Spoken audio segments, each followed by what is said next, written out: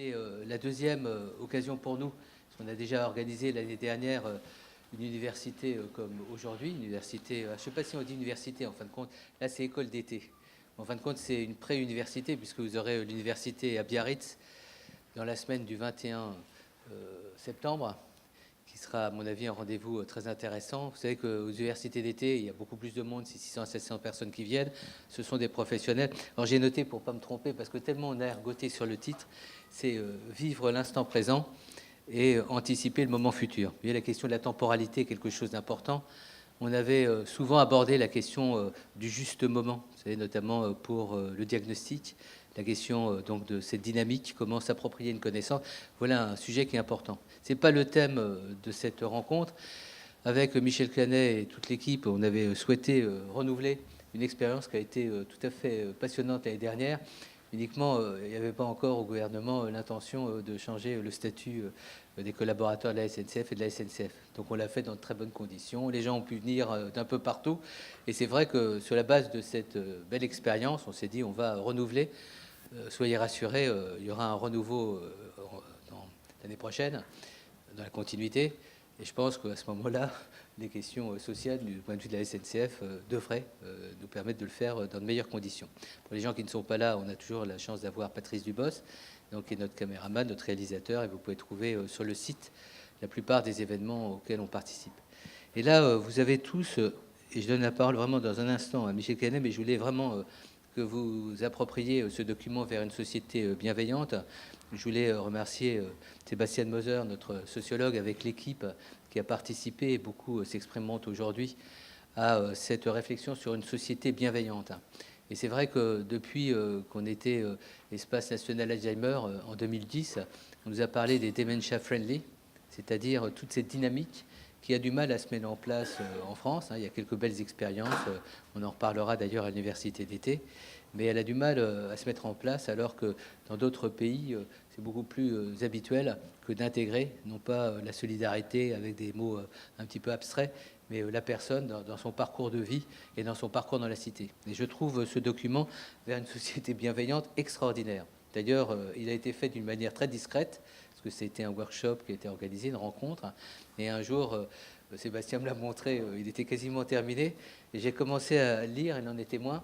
Et on n'a pas arrêté de le lire ensemble pendant 1h30, 2 heures, à reprendre des mots, tellement il y a du contenu. Je trouve que c'est vraiment un document de base, de la même manière qu'on avait fait la charte Alzheimer. C'est un document de base et qui renvoie toutes les pratiques qui se sont développées. Alors on parlera tout à l'heure de la maison de Kroll, mais c'est vrai que toute la dynamique de l'insertion, de l'intégration, de la dynamique qui s'est mise en place d'un point de vue sociopolitique nous semble important. Voilà pour les mots de bienvenue. Et je donne de suite la parole à Michel Canet, qui, comme nous, profitera du fait qu'on est quasiment en séminaire. On est en séminaire. Donc, vous n'aurez aucune occasion de ne pas pouvoir vous exprimer. Soyons le plus interactifs. Il y aura des interventions. Ça a été construit avec compétences et talents, comme la plupart de nos événements.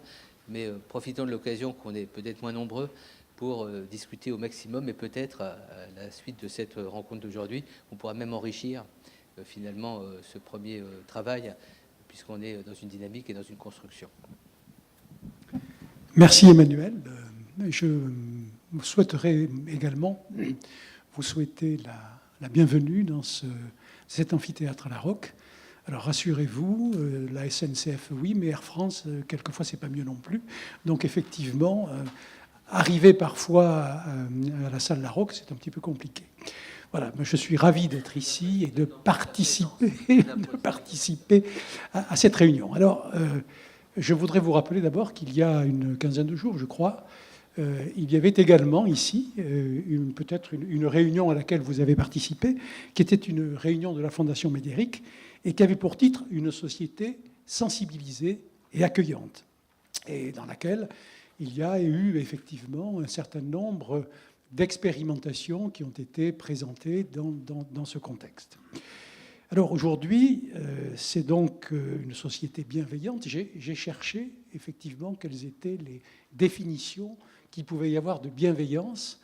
Et finalement, j'en ai trouvé une qui est particulièrement, à mon avis, demandeuse et stringente.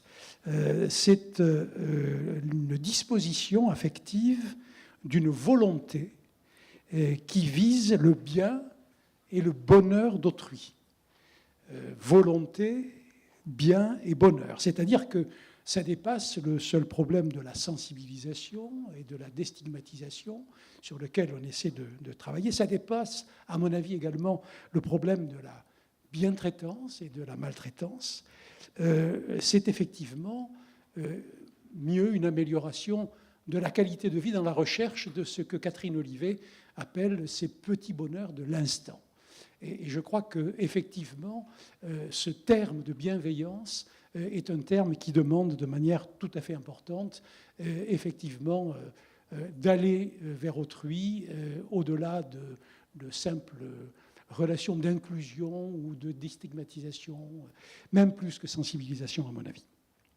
Et donc, ce que je voulais vous dire, c'est que le plan maladie neurodégénérative, dans sa déclinaison, a au moins 4 mesures dans lesquelles il y a une mesure vis-à-vis de la déstigmatisation, une mesure destinée à rompre l'isolement, une mesure à favoriser les innovations et l'inclusion dans la société.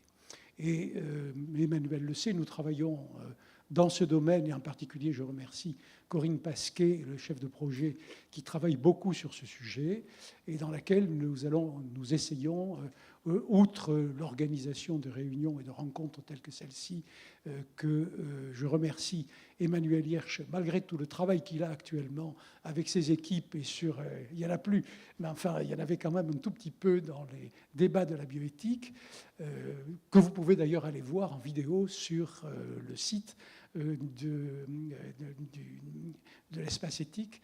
Donc, il y a également donc, la mise en œuvre d'un livre blanc que nous essayons de mettre en place avec à la fois les associations de patients, les patients et les professionnels, et qui viendra compléter effectivement toutes les initiatives qui sont prises dans ce domaine. Donc, sans plus tarder, je pense que nous sommes en petit comité, effectivement en séminaire, avec des possibilités d'interaction, et donc nous allons commencer cette journée. Merci encore, Emmanuel, pour l'avoir organisé, malgré les difficultés. Merci à toi aussi de ce travail extraordinaire qu'est la gestion de ce plan MMD, qui n'est pas simple, et dont on voit quand même les effets qu'il commence à avoir au niveau de la transformation d'un certain nombre de regards, de repères et de pratiques. Juste, j'ai un peu menti à Michel Canet, on n'a pas arrêté complètement notre investissement sur la bioéthique, puisque dès le mois de juin prochain, nous organisons 3 grandes manifestations sur la bioéthique, et on sortira un gros volume dans le traité de bioéthique en septembre.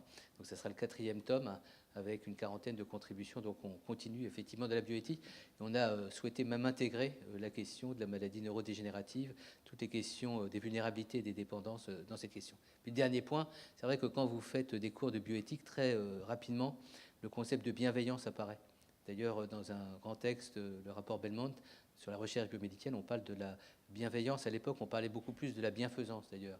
Mais la notion de bienfait est discutée. Et en fin de compte, l'origine, finalement, de cette approche, c'était le principe de ne pas nuire. Vous savez, au niveau de la déontologie médicale. Et finalement, bien faire, c'est déjà ne pas nuire. Et c'est vrai que c'est intéressant de se dire, on ne se contentera pas aujourd'hui de dire on ne nuit pas ou on évite de faire mal.